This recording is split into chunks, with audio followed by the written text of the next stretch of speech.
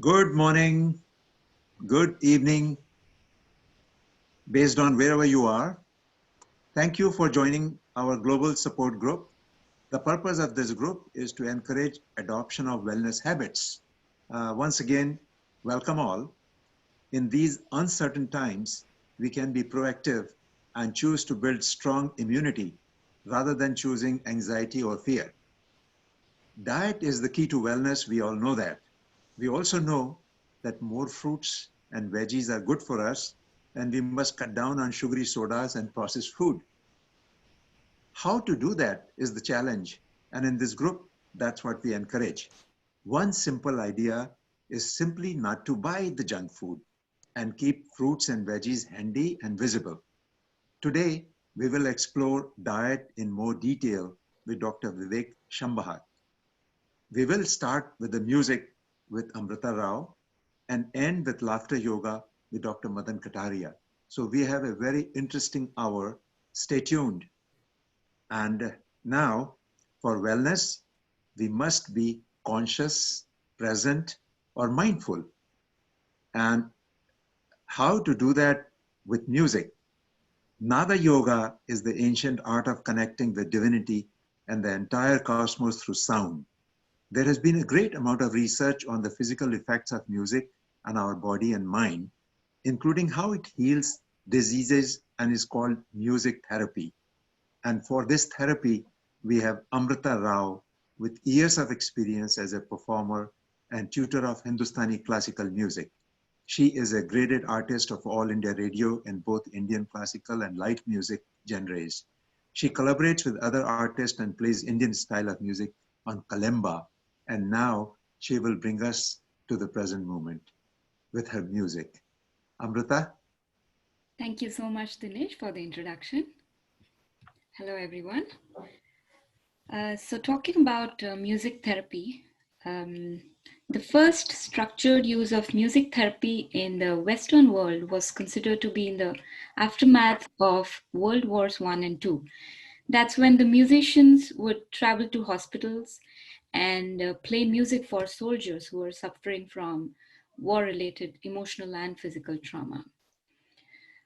For me personally, sound and music are, of course, a medium that provides sensory pleasure, but there's much more to it that I've realized over the years. Not just physically, but it has definitely provided a deep fulfillment on every level, especially after a good practice or a good concert. I've experienced a heightened amount of happiness, self satisfaction, and also a feeling of being complete.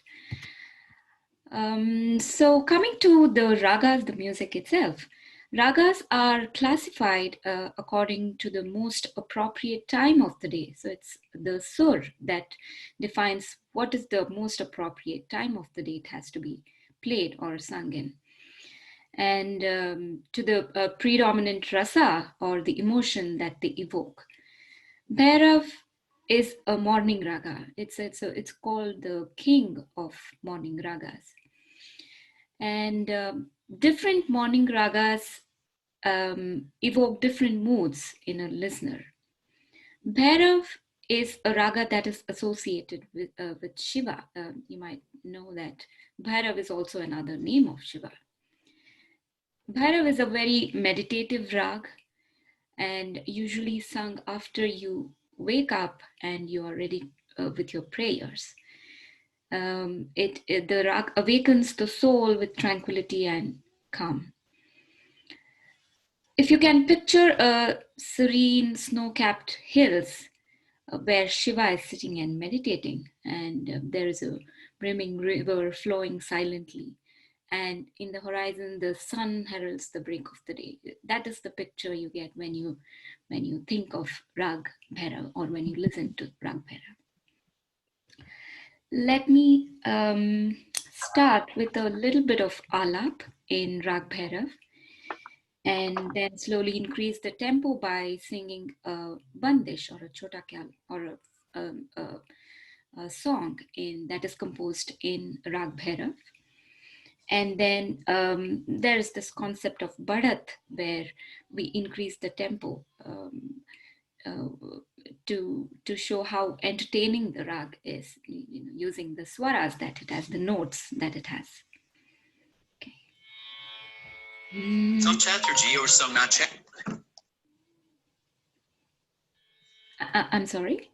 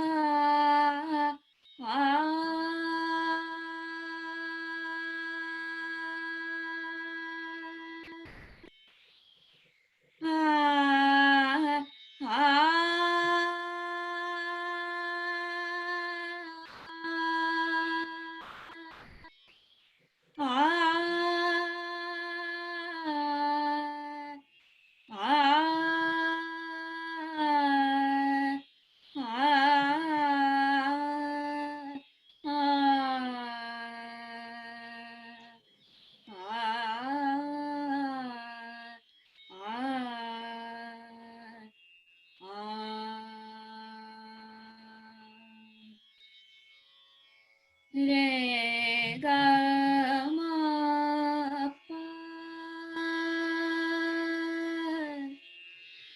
ga ma dha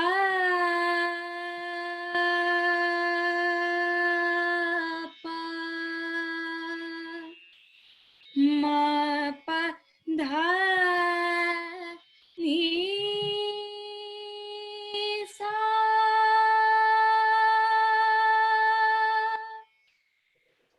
da ni sa re sa re sa ni sa dha dha pa ma pa ga ma re ga re ga re sa.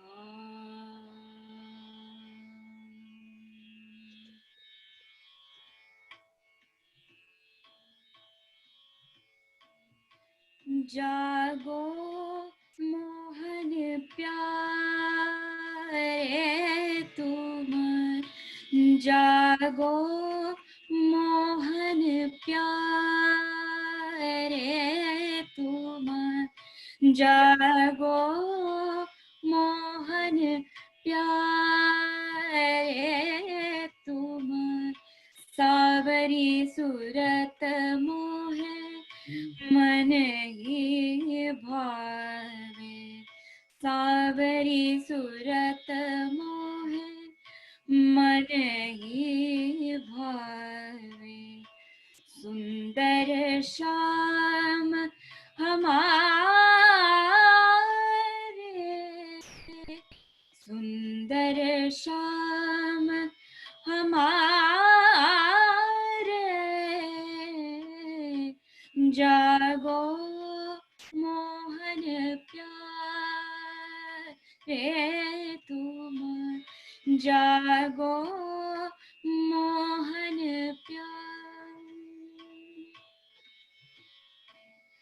रात समय उठी बानोदय भया प्रात समय उठी बानोदय भया ग्वाल बाल सब भूपति आए ग्वाल बाल सब भूपति आए तुम्हारे दरस को प्यारे ठारे तुम्हारे दरस को प्यारे ठारे उठी उठी नंद किशोर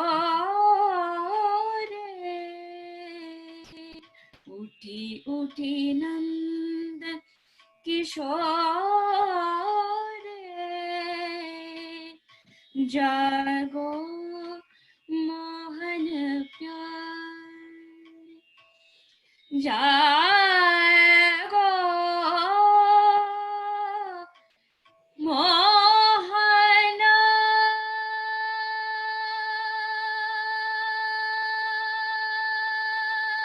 प्यारे जागो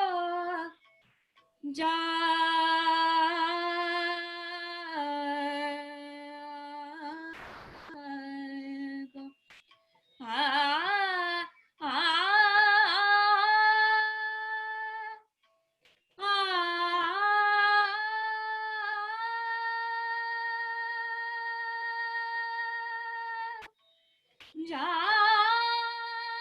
जागो जागो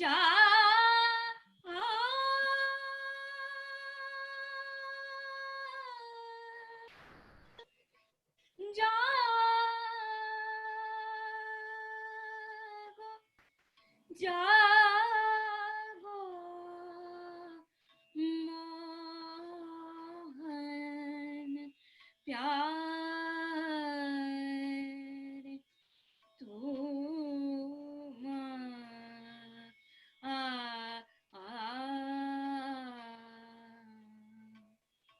जागो मोहन प्यारे तुम सावरी सूरत मोहे मन ही भावे सुंदर श्याम हमारे सुंदर श्याम हमारे जागो मोहन जागो मोहन जागो मोहन प्यारे आ आ आ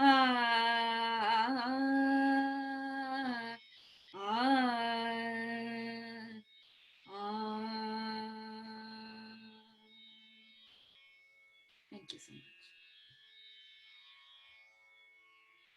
Well, thank you so much, Amrita, for your soul-stirring music. I feel a deep sense of connection, and this is so nice to have you start our program with this. So thank you.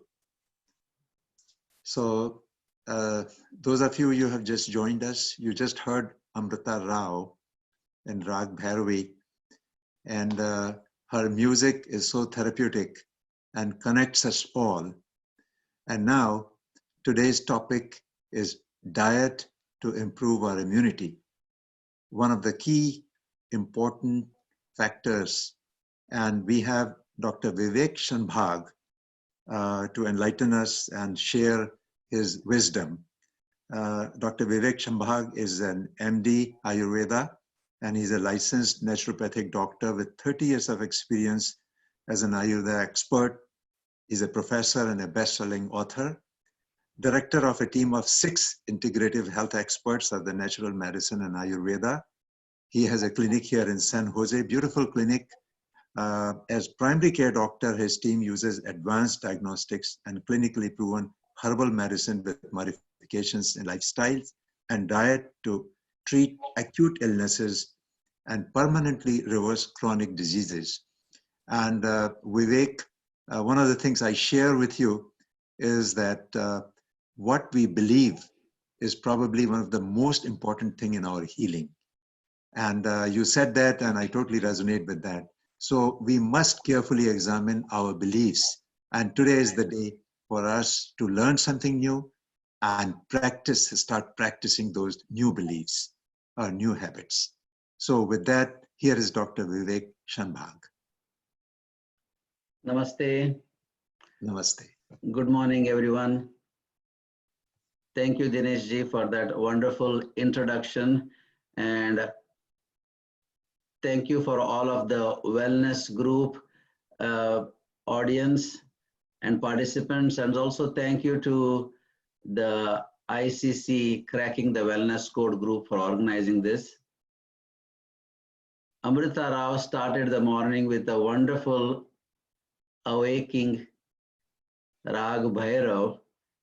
And when you talk about the topic of today, that is immunity boosting diet and nutrition, I think one of the first immunity boosting diet is the music for your mind and soul.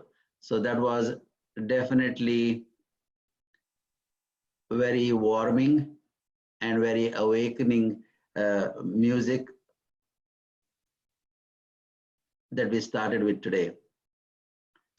Now, when you want to boost our immunity with diet, of course, like Dinesh said, including fresh vegetables and fruits is the common sense. Then to avoid sugars, specifically white crystalline sugar, is a major hurdle in immunity boosting. So avoiding white crystalline sugar. Now you can have molasses, you can have natural honey, but white crystalline sugar and artificial sweeteners, they become a big hurdle in boosting immunity. Also, deep fried foods or foods with hydrogenated oils, junk food, and dairy, specifically dairy that is processed in modern dairy industry, slows down the metabolism, slows down the digestion, increases the congestion, and reduces immunity. Now, in enhancing nutrition to boost your immunity, you can use various culinary herbs, which are also known as spices. There is this misunderstanding that spices are used only for flavor and aroma and bringing color to our diet. But I say that if we are just having foods, to increase the level of the foods to pharmaceutical nutrition, you add culinary herbs or spices. Now we use various types of herbs and spices, but the most important herbs or spices to boost immunity in nutrition, as everybody knows, is turmeric. And so turmeric is immune boosting. It is anti-inflammatory, antiseptic, a natural antibiotic, a natural anti-allergy and antihistamine. So Dinesh, if you can put the slide. First slide, please.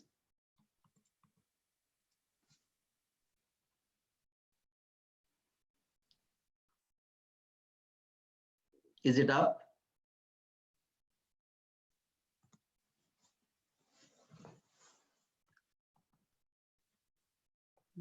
Dinesh, is your first slide up? Yes. Okay, so it is not visible for me. It's prevention and immunity enhancing. Correct, correct. Is it visible to the audience? So Dinesh, you want to do the screen share and Yeah, okay. Correct. Thank you, Sachin. yeah.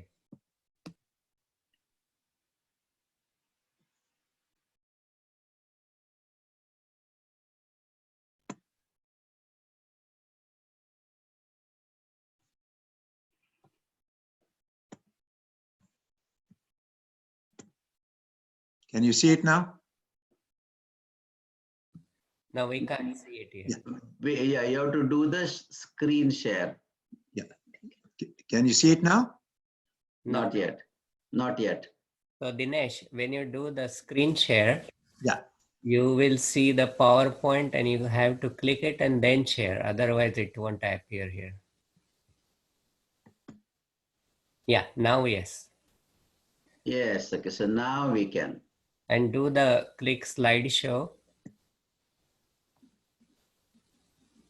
Yeah.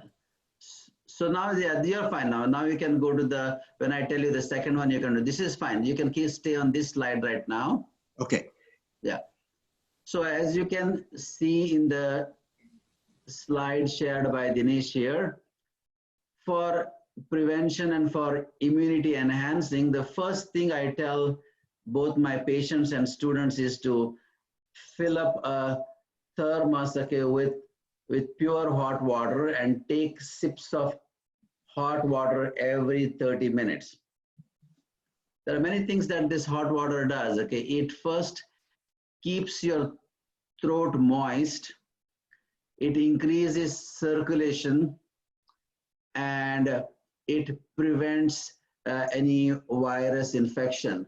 Also, as you sip it every 30 minutes, okay, any contamination that has happened in the throat or mouth gets washed to the stomach, where we have the acid that completely kills the infecting the viruses. Another important thing that we have been recommending our patients, okay, for prevention and for immunity enhancing is nasal moisturization, okay, with steam inhalation. So you just boil water in a pot. If you happen to have mint leaves, you can put mint leaves. If you have eucalyptus oil, you can put 1 drop of eucalyptus oil in there and inhale that steam, and that improves the moisturization of the mucous membrane in the nose, and again prevents any infection. It boosts immunity. Another way, if you do not have time for steam inhalation, is to put a drop of plain sesame oil, cooking grade sesame oil, put 1 drop in each nostril. You can even take a Q-tip, dip it in the oil and use the Q-tip to moisturize the nasal passage. The third important thing that we have been recommending is a gargle with 1 cup hot water and put about ½ teaspoon of salt. Sea salt is the best. And then a quarter teaspoon of turmeric powder. So usually we even keep a mixture of salt and turmeric, and we just put that mixture So you can keep that in your bathroom or near your kitchen sink. And every morning you start with this simple gargle of 1 cup hot water, half teaspoon sea salt, and quarter teaspoon turmeric powder. And earlier, as I was saying, turmeric powder is one of the best natural anti-inflammatory, immune booster, antiseptic, antibiotic, and anti-allergic. So much of clinical research done on turmeric all over the world. Now, for nutrition and for lifestyle routines to boost immune system, we recommend for people who do include animal products to take fish oil 1000 milligrams twice daily because of its immune boosting and anti-inflammatory properties. But if you are a vegetarian, you can skip that. And in your diet, everybody should increase the use of turmeric. Then the relative of turmeric is ginger. So fresh ginger is the best. So you can grate about half teaspoon of fresh ginger in your 1 cup of tea, or have ginger in your salad or soup. And that ginger has amazing properties of reducing inflammation, boosting immunity, enhancing digestion. So turmeric and ginger are the most important. Then garlic, and I usually do not recommend using raw garlic. So garlic to be chopped and then slightly roasted, not blackened, slightly roasted, either in coconut oil, which again is immune boosting oil, or if coconut oil is not easily accessible or not a part of your culinary habit, then using organic ghee or organic butter. So garlic and onion, both of them slightly roasted, are very helpful in boosting immune system. And then black pepper is known as the most important immune booster for respiratory system. So black pepper, either cooked or freshly ground as later on addition, is also fine. One dietary guideline that is helpful for boosting immunity is avoiding raw salads or cold items, specifically in cooler seasons. In summer, it is fine, but during winter and spring, preferring cooked hot foods is the way to go for boosting the immune system. And like Dinesh earlier said, avoiding dairy, sugar, artificial sweeteners, processed junk food, deep fried, or saturated animal fat is very important for enhancing your immunity.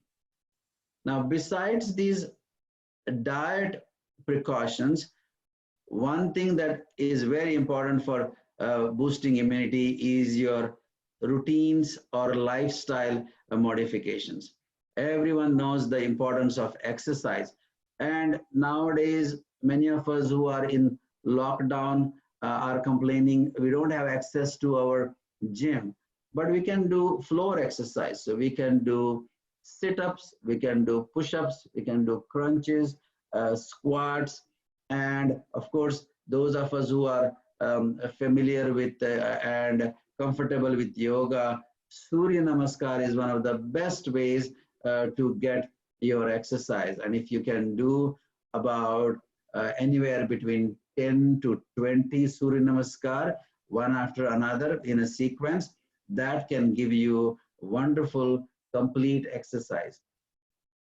Like Dinesh was mentioning, you can calm down your mind by using music or mindfulness or even meditation. So a proper dhyana done for about 15-20 minutes is very enhancing for immune system. And most important is sleep. Sleep is where the whole immune system gets again replenished, reboosted, and fully enhanced. So sleeping for about 8 hours. And then when to sleep is also important. So many people go to bed after midnight and then wake up at 9 o'clock or 10 o'clock. And they say, I got my 8 hours of sleep, but that is not going to be immune boosting. The real immune boosting is from at 9 o'clock or 10 o'clock. I would say usually not to stay awake after 10 o'clock, because by the circadian rhythm, the closer we go to bed and to sunset, the better it is for the immune system. But also we should leave a gap of about at least 2 hours between our dinner and our bedtime. So usually we recommend going to bed between 10 p.m. and then wake up around 6 a.m. And in the morning, you do your exercise, you do your meditation, and that is enhancing for the immune system. Now, when you want to really focus on using herbs, besides using culinary herbs or spices like turmeric, ginger, garlic, onion, and black pepper, you can also take as a nutritional supplement every day these 3 herbs. And there is a lot of research done all over the world, and specifically in today's challenging times of COVID-19, the Central Council for Research in Ayurveda in Delhi, India, and the various research institutes in India have been recommending these 3 herbs based on their clinical evidence. So the 3 herbs that are recommended to be taken every day as standardized herbal extract are curcumin, which is an extract from the turmeric that we earlier talked about. Then tulsi. Tulsi, we all of us know, is the holy basil that is grown in every household, whether you live in village or in city. Every household keeps a plant of tulsi. Now, those of us who are living outside India, here also many of us have been growing a plant of tulsi. So if you have fresh tulsi accessible, you can wash 2 leaves clean and then chew on them every morning. If for some reason you don't have access to fresh tulsi, then you can buy tulsi extract capsules and you can take that. And then finally, the most important herb that is for immune boosting is guduchi. It is known as botanically Tinospora cordifolia. It has heart-shaped leaves. Okay, and this one, before there was pharmaceutical medicine where we used Tylenol and aspirin to reduce fever, every household used to have this white powder from the stem of this guduchi, and that was considered as the first home remedy done as per Ayurveda and yoga to fight the fever in the child or in the adult. So when the fever started or when there was any infection starting in a child or adult, every household will use this white powder of this botanical medicine, guduchi, also known as Tinospora cordifolia. Now, specifically during this COVID-19 pandemic, all over India, the government has been recommending. So there have been presentations and slides that have been shared with all of the primary healthcare centers there to use guduchi. So all of these herbs are natural anti-inflammatories. They are antiseptic, immune booster, and liver tonics. So those are the things, okay, that can be done. And for people who want to boost their immunity on a long-term basis, they usually use vitamin C or antioxidants, and those are usually in Ayurveda combined with the form of the amalaki preparation. So amalaki is the amala gooseberry, okay, which is known as the best natural source of vitamin C and antioxidants and bioflavonoids. And that amala or amalaki, which is a gooseberry, it is used as candied gooseberry in households. It is also used combined with salt and ginger after meals to enhance digestion. So that amalaki is where the vitamin C can be absorbed and digested naturally. And many times when you take synthetic vitamin C as ascorbic acid, that can irritate the stomach or cause diarrhea, whereas this amalaki or avla, which is a berry, also called as an Indian gooseberry, so that amla has vitamin C that does not irritate the digestive system, that does not ever cause diarrhea, and that does not create any acidity. So that amla is prepared into this very tonic jam called Chavanprash, which everybody is familiar with, and that is one of the regular immune boosting tonics that can be taken. So the next slide, please, Dinesh.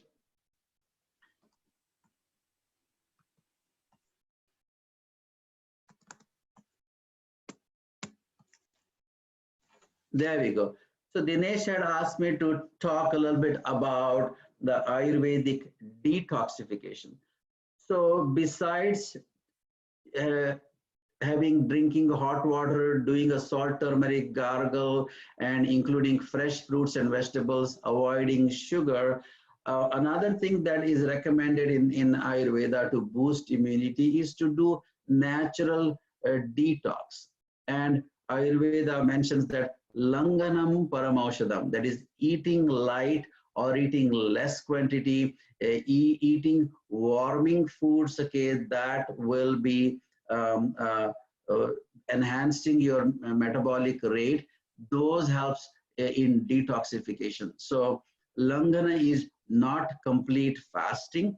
Langana is actually having lighter herbal teas or vegetable and grain soups, or having lighter meals like khichdi, which are made up of moong dal and basmati rice and various vegetables and herbs like, once again, cumin, fennel, coriander, ginger, black pepper. So those soups and khichdis are very helpful in detoxing. Now, Ayurveda uses various steps of natural cleansing and detoxification, and these are known as Panchakarma. So this is a whole process of doing cleansing, and many people can do it on their own, and people who have chronic diseases or who have more metabolic disorders like diabetes or heart disease, arthritis, asthma, high blood pressure, they usually get Panchakarma done under the guidance of trained Ayurvedic doctors and Panchakarma therapists. But detoxification can also be done at home with some learning and with some training. So one simple way of detoxification is using herbal teas, which can be ginger tea or lemon tea or green tea, and then vegetable soups and khichdis. Then using more deepana pachana, that is more warming herbs in cooking, and those can be like asafoetida or cumin, cinnamon. If those herbs are used in diet, then there is what is called as deepana pachana. It strokes your digestive fire and it burns the toxins off. Of course, the most important thing, what we talked earlier, is exercise and yoga routines like Surya Namaskar and Pranayama. So certain Pranayama like Kapalabhati and Bhastrika are known to enhance your digestion and boost your immune system and help the detox of the respiratory system. One another thing that Ayurveda recommends is using oil for a self massage. So again, plain cooking range organic sesame oil. If you do a quick 5-minute self oil massage right before your shower, that's very helpful, okay, for your boosting your immune system. And then using the nasya or the nasal drop, or same way, another drop of coconut oil in your ear, that keeps your senses, senses of hearing and your sense organ of smell and your respiratory system, the ear, nose, throat, it keeps it detoxed and cleansed. Now, if you sweat with exercise or sweat in sun or sweat, okay, in your shower, okay, with the hot steam, that sweating also is very helpful for detoxification. And then those of us who remember our grandmothers or grandparents asking us to take castor oil for as a purgative on a Sunday, that was done as a home detoxing or cleansing. Same way, anima therapy, okay, which used to be used with knowledge and proper training, is also another way of detoxing. So these are some natural cleansing and detoxing that Ayurveda recommends that can be done by yourself at home. And so the next slide, please, Dinesh.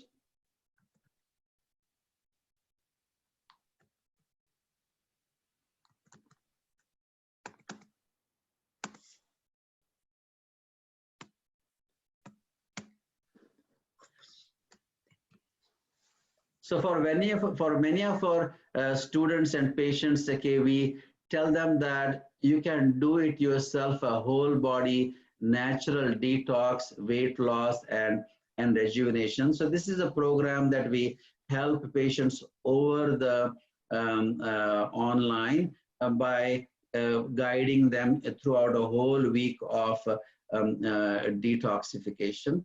And this is something that people can do on their own without having to go to a clinic or without having to undergo any specific treatment. And then it is all doctor and nutritionist guided, where we give email instructions. And we also do Zoom classes to teach our students and patients about how they can do it on their own. So now you can go back to the first slide, Dinesh, that we skipped. All the way to the number 1. Yes. So thank you, everyone. And I'll be happy to answer questions, and we'll be also happy to share any recipes, okay, based on what the interests are. So we have a team of 6 integrative health experts for last 30 years, practicing as California licensed naturopathic doctors and Ayurveda experts. And we encourage everyone to boost their immune system by doing simple things like sipping hot water 5 cups a day, doing a simple salt, turmeric gargle every morning, 1 cup water, half teaspoon sea salt, 1/4 teaspoon turmeric, and then inhaling steam, or using 1 drop of sesame oil. You can just dip a Q-tip and apply it internally, and then avoiding sugar, reducing dairy, reducing junk food or hydrogenated or deep fried food, increasing fresh vegetables and fruits, including more turmeric, ginger, garlic, onion, black pepper in diet, including more hot warming foods like herb teas or soups or khichdis, exercising every day or doing Surya Namaskar every day, meditation, getting 8 hours of sleep, and listening to music, doing your prayer. One important thing that we always recommend is getting some sunshine for at least about half an hour. So best way to combine sunshine and exercise is doing your walking in the morning sun or doing your Surya Namaskar in the morning sun or the afternoon sun. Same way, ventilating your living space. So opening the windows, okay, during a warm day and let the room ventilate is also very helpful for your immune system. And last but not least, like what Dinesh said, not to panic, not to get anxious by watching news, but to stay calm and to stay relaxed is also a major immune booster. So thank you, Dinesh. Thank you, Vivek ji, for your sharing your wisdom. It was extremely useful. And those of you have been trying, you already know what powerful, simply the turmeric and ginger herbal tea does. And now is the time for questions and answers. And I know, Tom, you would like to share your experience, what you experienced. So go ahead, Tom. Namaste, Dinesh. Dhanyavad, thank you so much. I'll make this quick, but I really want to thank the lady Amrita. Absolutely gorgeous, gorgeous, gorgeous experience of what she admitted. So I wrote on the chat there that the singing, the music, the sound, and more importantly, the love that was transmitted, that she transmitted, was ethereally primordial. And here's what happened. In her voice, I was wrapped in the holiness of her soul, and her voice and the words. All those things have holiness. And I was wrapped in that holiness, and I was transported into the upper realms and into the cosmic Bindu, where all creation emitted from. And I had this vision. And the vision started with Shiva and Yeshua, or with the Christians called Jesus, Yeshua. Shiva and Yeshua were together. And Shiva, of course, was in his human form, but he came down as the triangle, downward pointing triangle. And the two of them, Shiva and Yeshua, spun. And from the spinning emanated waves of vibration. Waves of vibration emanated from the spinning of Yeshua and Shiva. And then Shakti appeared from below the triangle coming up. And suddenly all of form came out of formlessness. All of form came out of formlessness. And all creation, when that happened, all of creation suddenly appeared, and it was in perfect harmony. Everything, all things that are created, nature, everything else was all in harmony. And all of creation was loving itself. I could feel and just see how all of creation, I never saw this before, was loving itself. And at the same time, all of the people were in a state of vibrant, reverent, loving expression with each other. All of this was being expressed by people just by simply being. A vibrant, reverent, loving expression was coming out of all human beings. And then the last part then was that the mother of all, somehow the words, the mother of all, was pouring out her nurturance onto entirety.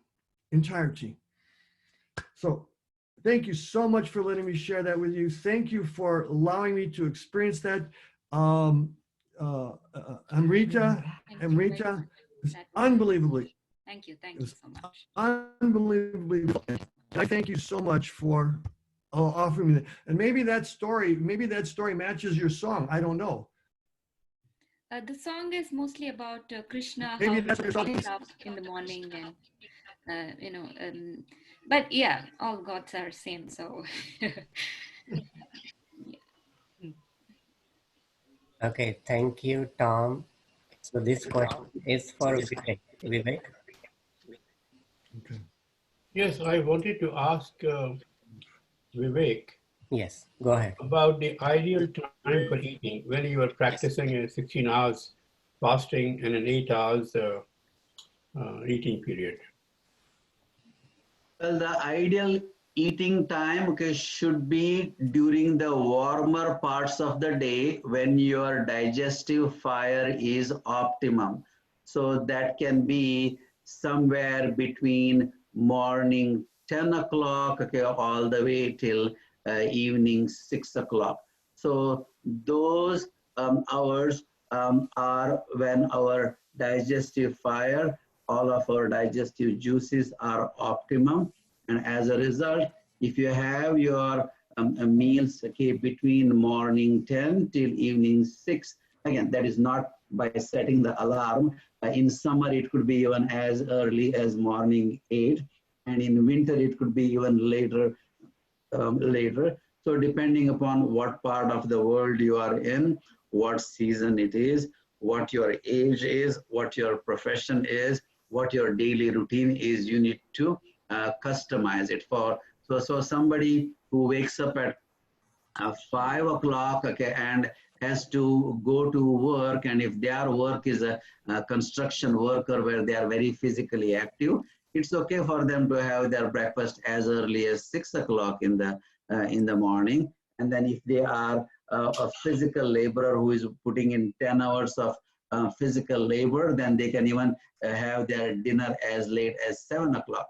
But for rest of us, okay, who are not physical laborers, okay, and who have more sedentary profession, or who are above age of 50, the ideal time is to eat between morning 10 and before evening 6. So that will be a short answer. But always things have to be customized and individualized for each person's personal circumstances. One meal or more? You can have one or more meals. Usually you can have 2 or 3 meals during that time, again, depending on your age. For example, Vibhay, as you see, for your age, I would say only 2 meals should be sufficient between 10 to 6. But isn't one meal better? Because, then you give more digestion and fasting time? I wouldn't say one meal is ideal unless, okay, based on your metabolism, your doctors have recommended that for you. So again, it has to be individualized for each person. So, but usually for most people, I would say 2 or 3 meals between 10 to 6 is what is required. But if somebody has very slow metabolism, if somebody is energy needs are very low, maybe they can sustain with only 1 meal, but that is not true for most of the humanity. Thank you. I just want to let you know that Amrita has a hard stop. She has to leave. So any question for her, you can pose at this point. Yeah. Amrita, that was very divine singing. Okay, you really brought in the morning sattva, the creative energy, and done very in a heart-touching way. So thank you for starting everybody's morning in such a sattvic, pure, the real awakening of body, mind, and consciousness with that Rag Bhairav. It was very sweetly done. Thank you very much. Thank you. Thank you again, Amrita. As you can see in the chat room, there are many people who are thanking you and appreciating your music. Yes, thank you, everyone. It was a pleasure. Any other question for anyone, Dr. Vivek Shambhag? So Vivek, I have a question for you. Yes. So you recommend reducing dairy. So obviously people will have the question, what substitutes you might recommend for dairy? Sachin, okay, a very good question from a very knowledgeable person. Sachin, yourself, okay, having been practicing yoga and Ayurveda, the question is important. It's not the dairy that is bad. It is the current modern Western dairy industry that is creating a dairy in such a way that it has become very congesting and heavy food to digest. Hundreds of years ago, when there was natural dairy available from non-genetically engineered cows who were freely roaming and consuming variety of fodder and getting physical activity, that milk was not congesting, there was not metabolism slowing down. It is today's modern westernized, industrialized dairy industry that has created this problem. So the substitute for dairy can be for people who can digest soy milk or who can digest almond milk. They can have that. And vegetables and nuts and seeds give all of the nutrients that you can get from dairy. So if you reduce dairy or stop dairy, that is not going to compromise your nutrition. If you include enough of vegetables and nuts and seeds and lentils. So various types of lentils and grains can provide you all of the nutrients that milk provides. So including organic almonds, walnuts, pecans, using seeds like pumpkin seeds, sunflower seeds, chia seeds regularly in diet, and then using lentils like mung beans, okay, or the black-eyed peas or various types of smaller size beans will give you all of the nutrients that you need. Yeah, Thank you so much, Vivek, and thank you, Sachin. We are approaching almost the end of our hour. Just a reminder that these global support group sessions are brought to you by ICC, the Crack the Wellness Code team, and the Institute of Conscious Dialogue. CWC offers ecosystems and the platforms, and you can see the best experts who are offering us these best practices. And the purpose of the support group is to encourage, number one, learning of the new ideas, and more important, adoption of the wellness best practices. Knowing is power and learning to do is superpower. So pick one idea and practices for this week and share with us next Saturday. We're going to be talking about yoga next Saturday. And we do have time now for people to share what they have been practicing, or if there have been any questions, any successes. And Daya? Yeah, I have shop at Whole Foods usually, and not always that happy with the produce, but I enjoy the environment, and my grandson worked there for a while in Walnut Creek. And I've started ordering organic food from, and I highly recommend them, from GoldenGateOrganics.com. And they deliver to the door the day the food's been picked in a big box. And I stayed up really last night just stuffing my refrigerator with more food than I could imagine. They were very generous, even just for one senior who lives alone. So I'm going to start juicing a lot. I got a lot of just greens and produce, and that I thought I would really start putting together. And my daughter and I made a great vegetable soup. Thank you. Thank you there. Yeah, I am so energized by it. I stayed up really late last night filling up the whole big new refrigerator with organic produce. There is one question, Vivek, which Yes. is how about cheese, organic cheese or homemade yogurt? Is goat milk any better? Yes, okay. Goat milk is definitely on the continuum from what is undesirable to what is desirable. I would say that cow milk that is specifically sold in the Western grocery stores here in US is more on the undesirable side, but the goat milk is on the more desirable side. And then organic cheeses in small amounts for lunch are good, because at lunchtime is when your digestive fire is the optimum. And if you have small amounts of organic cheese, it will not cause you any congestion if you have it at lunchtime. I usually do not recommend cheese at the first meal, that is the breakfast, or at the dinner time.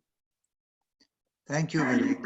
And Sure. any other question? And then people can always refer to our website that I have put there, yogaayurveda.org. We have a lot of other useful information that you can access there at yogaayurveda.org. Vivek, here is another question. Is a glass of red wine recommended? So Well, much. Again, Ayurveda is an individualized and customized diet. So people have different types of metabolism. So people who have cooler and slower metabolism, which is called as kapha body type, which is a more of earth and water body type. For them, red wine is warming and digestion increasing. Now there is another body type which is fiery, which is pitta body type. So these people usually have warmer skin, more flushed skin. They usually have very strong appetite. They can get upset easily, irritated or angry easily. They sweat very easily. They have a receding hairline. So that fiery body type, which in Oriental medicine is called as yang, or in modern physiology, it is called as type A personality. For type A personality, I do not usually recommend wine or any alcohol because it's like putting kerosene on fire. They're already fiery mind body type.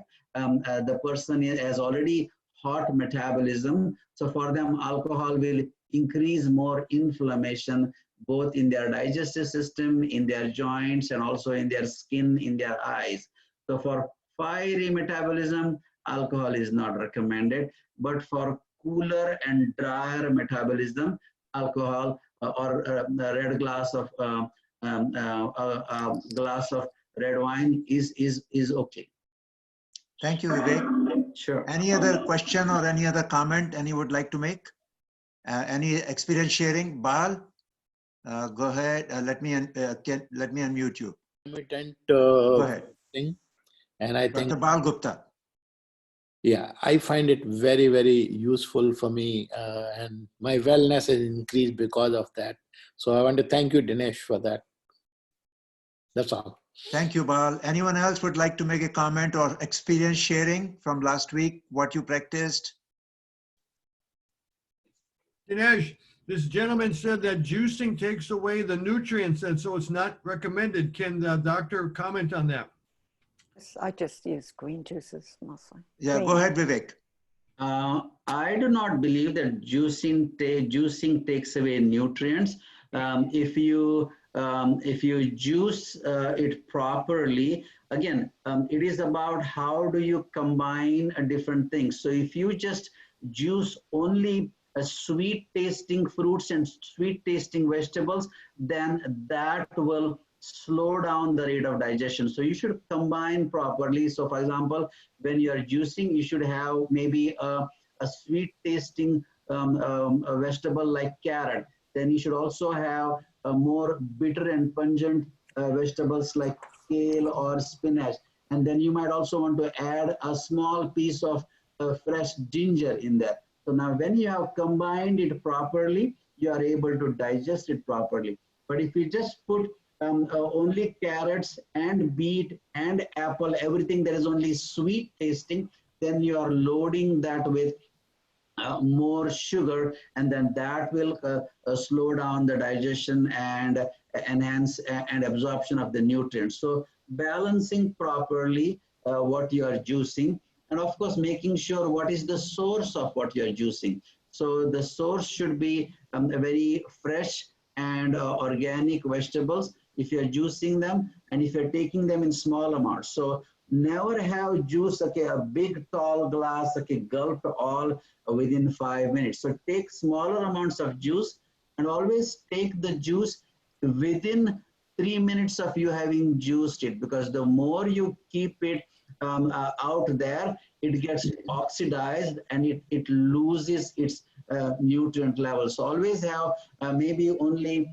half a cup of juice that is freshly prepared in less than 3 minutes of juicing with properly combined fruits and vegetables and herbs. Vivek, thank you. Another question, how about Karela or bitter gourd? As the name says, it is bitter. And if you can tolerate a bitter, then you can even combine it with sweeter fruits and vegetables. It is very helpful in improving your glucose metabolism. So Karela is known as an anti-diabetic nutrient. In fact, the botanical name of it is Momordica charanthia. It is used to prepare an extract and is used in Ayurveda for treating diabetes and hypoglycemia. So you can juice it. You can also cook it. You can do saute it. So Karela is an excellent vegetable if you know how to use it properly and if you know what you are using it for. So for people with sugar metabolism problems, people who know that their blood sugar level goes high, including Karela in their diet is very helpful. Thank you, Vivek. Any other comment, any other question? Please raise your hand if you are on video. And if you're not on video, if you're on phone, you can just send me a message on chat. Okay, Prakash Ambegaonkar. Go ahead, Dr. Prakash Ambegaonkar. Yeah, Dinesh, thanks for reminding me of this wonderful program. And it had lots of things that I really would like to follow up later. Like I was brought up in a family where Ayurveda was everything. My grandfather, my father, my brother. So I appreciate all the details about the Ayurveda that were discussed today, and like to follow up with the doctor there. And thanks for again reminding me and patiently reminding me. Absolutely. Thank you, Prakash, for joining us. Any other question? Please raise hand or yeah, Manju, Dr. Manju. To say something. Sudhir has Please go ahead. Go ahead. Sudhir, Dr. Sudhir Nair, go ahead. There was a mention of saturated animal fat to boost immunity. Can you say it again? There was a mention of saturated animal fat to boost immunity.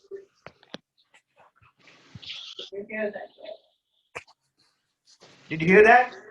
No, you said there was a mention of what? Sorry, please say it louder. Saturated animal fat to boost immunity. Saturated animal fat. Oh, saturated animal fat. To boost immunity. To boost immunity. Any comment on that? Greg mentioned that. So the slide mentioned that to avoid saturated animal fat. It is to avoid saturated so fat. it is in the avoid list. Okay, is you should reduce it or avoid it. Okay. So I obviously understood. Okay. Any other question, comment? Thank you all for joining us.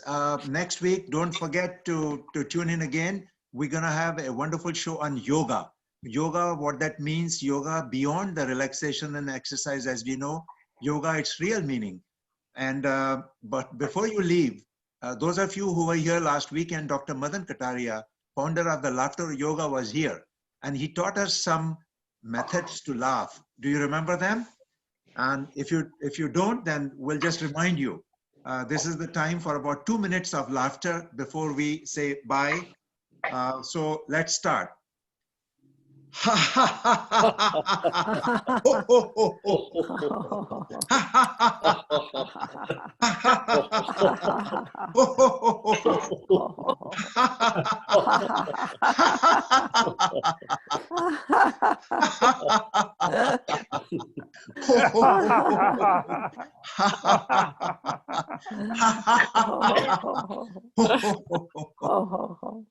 Okay, anyone remembers anything else he taught us? How about Laughter the credit by, card laughter? I'll show you my credit card. It's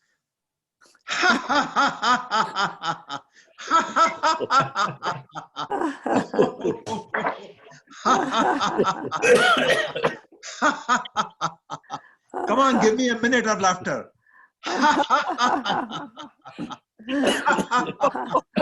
On your lower lungs, upper lungs, the whole lungs.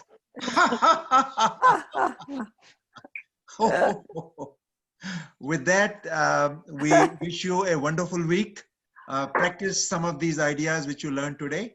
And thanks again to all of you for joining. Thank you, Dinesh, and thank you everybody for your questions, and thanks for organizing this, both to the Wellness Support Group and ICC. Thank you for this wonderful interaction and wonderful questions. Thank you. Thank you. Thank you. Thank you, all of you guys. Namaste. Thank you. Yeah, I was connected. You're connected. Yeah, then sit down. मेरा आता है? क्या नहीं आता? जैसे तुम्हारा आ गया ना? Because you were on the big one now. You're on